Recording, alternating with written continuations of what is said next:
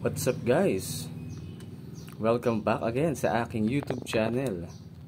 At for today's vlog, share ko lang yung aking battery bank na LiFePO4 lithium iron phosphate. Ito'y bawat cell nito, itong bawat isa nito 120 Ah. So ang ginawa ko, pinarallel ko sila. Meron akong makikitang bus bar dito. Ang total niyan ay 480 amp hour. Pero ang setup ko ay 12 volts. Hindi pa kasi ako nag-upgrade sa 24 volts. Pero in the future, i-upgrade ko siya sa 24 volts. Pero for now, 12 volts muna siya. Ito yung aking main. May bus bar din dito. Ito yung aking main positive. Ito naman yung aking main negative. Na nakakonect yung aking BMS na JBD or JBADA. Hindi ko ang basa dito, JBADA. And 480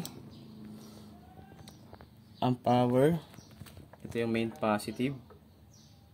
Main negative, positive. Connected dito sa negative ng kabilang cell.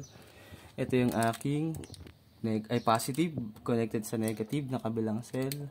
Ito naman ay positive, connected sa negative. Nakaseries siya na ngayon. Then, ito yung aking main positive. Meron ako dito active balancer. Iko-connect ko siya dito. Iko-connect ko yung active balancer. Nakabit din ako. Kasi medyo malaki yung ating bank. Then,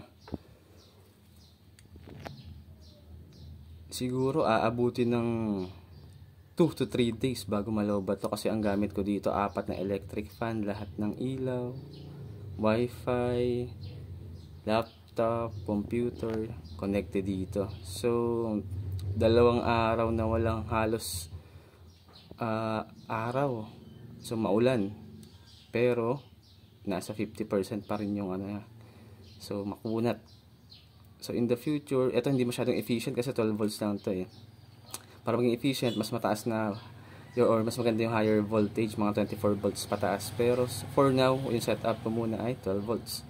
Yun lang for today. Thank you.